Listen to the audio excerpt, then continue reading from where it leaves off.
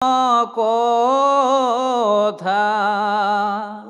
ৰাম শৌনক বদতি শুনা ভূত মহামানী পৰম পাত কি কলি পাইলে হেন জানি আৰম্ভিলো যজ্ঞ আহি সহস্ৰ বছৰ কৃষ্ণ সুম ধুমে ধূম্ৰ বৰ্ণ ভৈল কলে বৰ হে ৰাম যিটো কৰ্ম কৰোৱাত নাহি খে বিশ্বাস আপোনাৰ আয়ু কৰিলো ব্যৰ্থে নাখ সম্প্ৰতি তুমি চিন্তি ওক মহাহিত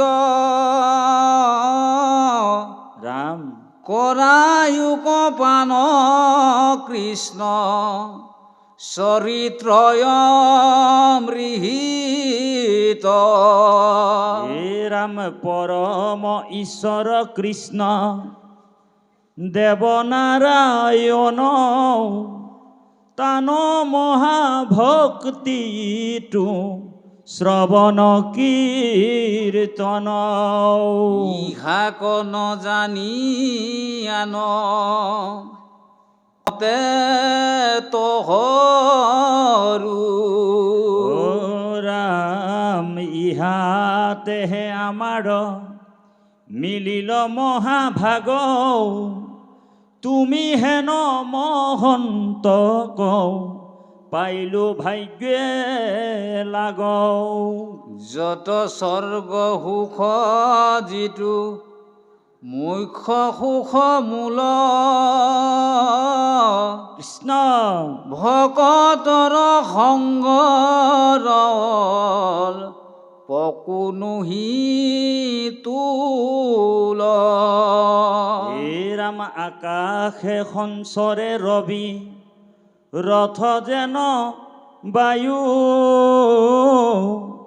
সূৰ্যৰ লগত হৰৈ জগতৰ আয়ো এক ক্ষণ মানে যিটো শুনয় কৃষ্ণ কথা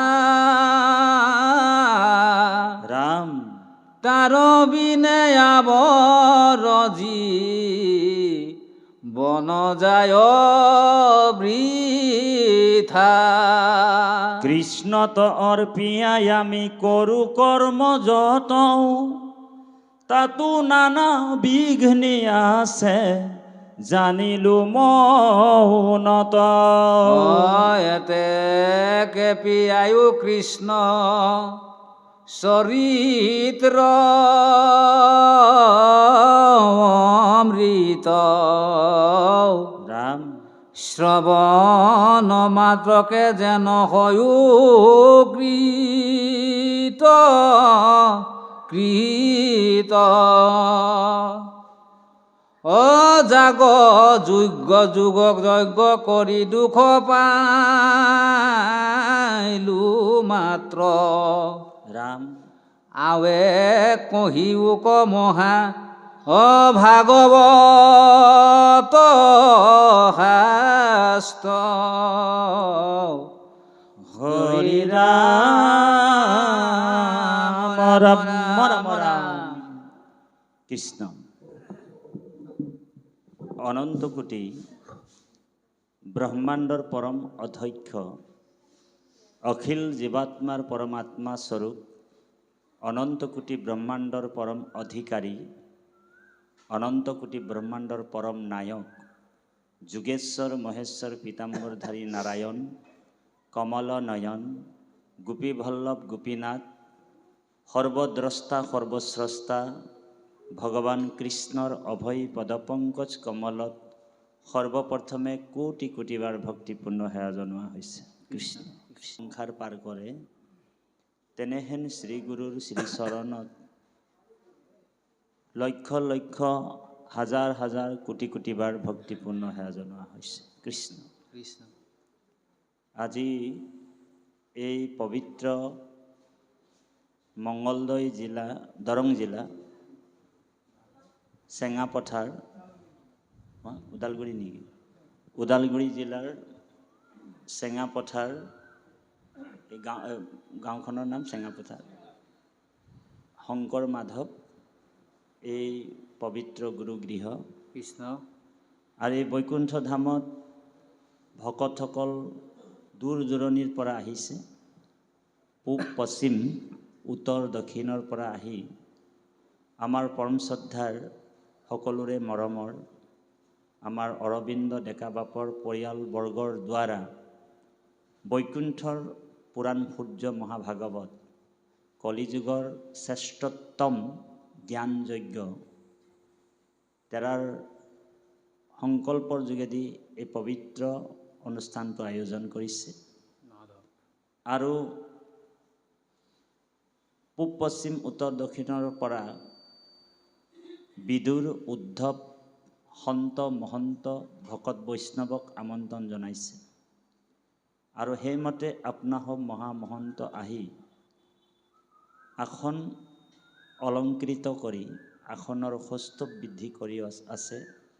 আমি সমস্ত ভকত বৈষ্ণৱৰ চৰণত কোটি কোটিবাৰ সেৱা জনাইছোঁ। কৃষ্ণ কৃষ্ণ কৃষ্ণ কৃষ্ণ। অকল দূৰ দূৰণিৰ পৰা আহিছে আৰু আহি ভগৱানৰ অমৃতময় কথাবিলাক শ্ৰৱণ কৰিবৰ কাৰণে আসন অলংকৃত কৰি আছে।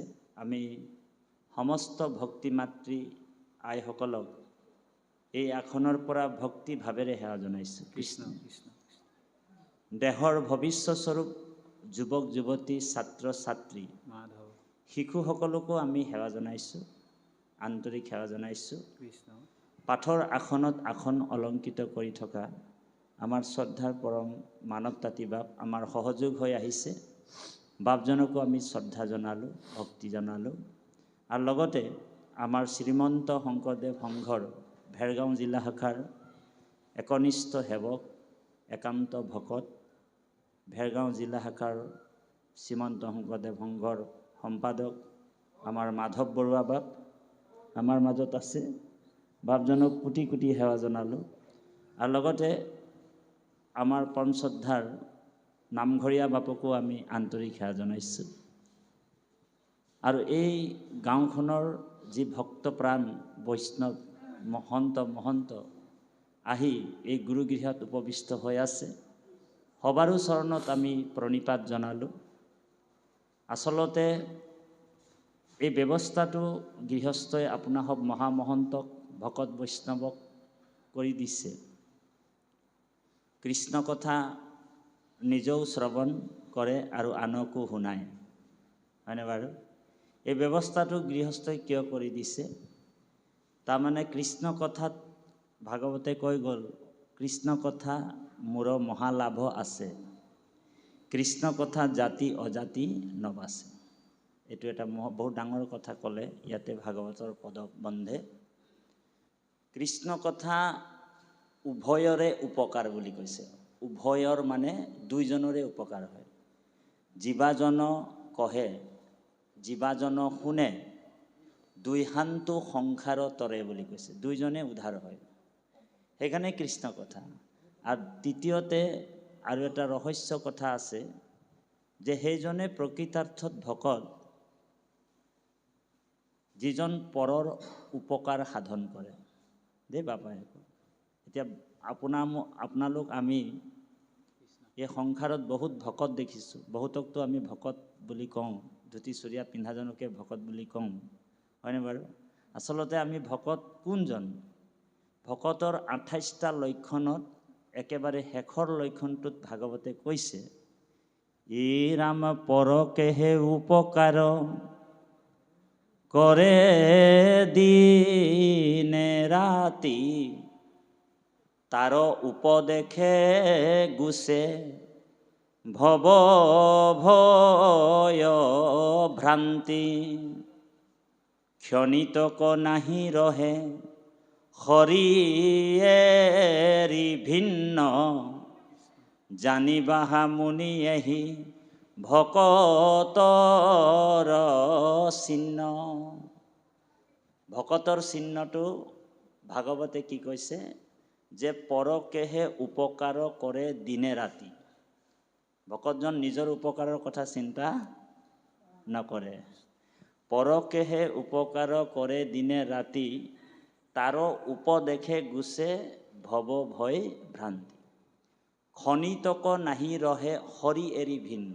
তেওঁ হৰিক স্মৰণ কৰি থাকে নিৰন্তৰে দেই, হৰিকে ভগৱন্তকে নিৰন্তৰ স্মৰণ কৰি থাকে। খনিতক নাহি ৰহে হৰি এৰি ভিন্ন, জানি বাহা মুনি এহি ভকতৰ চিহ্ন। সেইজন ভকতৰ লক্ষণ। এতিয়া আপুনি মই ভাবোঁ, আমিও ভাবিছোঁ, আপোনালোকেও ভাবে যে কোনোবা বগা ওপৰত ধুতি পাইজামা চেলেং গামোচা এখন লগাই দিলেই সেইজন ভকত হৈ যায় নেকি বাৰু? বহুতে ভাবে সেইটোৱেই, আমি যদি বোলে ধুতি পাইজামা চেলেং লগাই দিলোঁ সেইজন ভকত আৰু এই গাঁওখনৰ ভকত। কিছুমানে আকৌ দীঘলকৈ চুলিটো বঢ়াই লয়, এটা ফুট লগাই লয়, বোলে মালাটো পিন্ধি লয়, সেইজন ভকত বুলি ভাবোঁ, হয়নে বাৰু? কিন্তু ভকতৰ লক্ষণটো ভাগৱতেহে সিদ্ধান্ত কৰিব, আপুনি মই সিদ্ধান্ত কৰিব নোৱাৰোঁ। পাৰিমনে? এতিয়া ভকতৰ শব্দটোৰ অৰ্থটো আকৌ নাৰদ পঞ্চৰাত্ৰ তন্ত্ৰত কৈছে যে ভকত কোনজন। প্ৰথম ভটোত কৈছে, এই ৰাম ভ পদে ভগৱন্ত ভৱ বিমোচন, ভজন ভক্তিতে তুষ্ট হুৱন্ত যিজন। প্ৰথম ভটোত কৈছে যে সদায় ৰতি কৰে প্ৰীতি কৰে সেইজন হৈছে ভটোত দেই। আৰু ভপদে ভগৱন্ত ভৱ বিমোচন, ভজন ভক্তিত যিজনে তুষ্ট হৈ থাকে, সদায় মানে আনন্দ লৈ থাকে, সেইজনে ভপদে ভগৱন্ত ভৱ বিমোচন, ভজন ভক্তিতে তুষ্ট হুৱন্ত যিজন। অকল ভটোত কৈছে। আৰু যদি আমি ভজন ভক্তিত তুষ্ট নাথাকি আমি ভকত হৈছোঁ বোলে ভোজন ভক্তিত যদি বেছি তুষ্ট থাকোঁ, বোলে আজি আমাৰ অৰবিন্দ ডেকা বাপে বোলে অনুষ্ঠান কৰিছে বা আমাৰ এই বাপজনে অনুষ্ঠান এটা কৰিছে, আমাৰ বাপজনে, ভকতসকলে আকৌ এইটো যদি চিন্তা কৰে যে তাত বোলে পনীৰ ভাজিটো ওলাব নাই, তেনেহ'লে আপুনি মই ভটোতো ফেল হৈ আছোঁ। ঔ হৰি ওৰাম। বহুত ভকত তেনেকুৱা থাকে, আগতীয়াকৈ খবৰ লৈ থাকে, হয়নে বাৰু? তেনেহ'লে ভটোতো বোলে ফেল। তাৰপিছত কটোত কৈছে, এই ৰাম ক পদে কৃষ্ণ ভজি পবিত্ৰ পৰম, আত্মাকমানন্ত কৃষ্ণ সমস্ততে সম। এতিয়া কটোত কি বুলি ক'লে? বোলে কটোত কৈছে যে ক পদে কৃষ্ণ ভজি পবিত্ৰ পৰম, যিজন কৃষ্ণৰ ভকতি কৰে দেই বাপ, কৃষ্ণৰ বৈতিৰেকে আৰু আন দেৱ দেৱীক পূজা নকৰে। আকৌ ক পদে কৃষ্ণ ভজি পবিত্ৰ পৰম, আত্মাক মানন্ত কৃষ্ণ, নিজৰ হৃদয়তো কৃষ্ণ আছে, এই ভাৱনাটো কৃষ্ণ ভাৱপন্না, আৰু লগতে সমস্ত জীৱদেশতেই কৃষ্ণ ভাৱপন্না হৈ যিজনে আছে সেইজনেই কটোত আছে। আৰু যদি নাই তেনেহ'লে কটোতো ফেল। ঔ হৰি।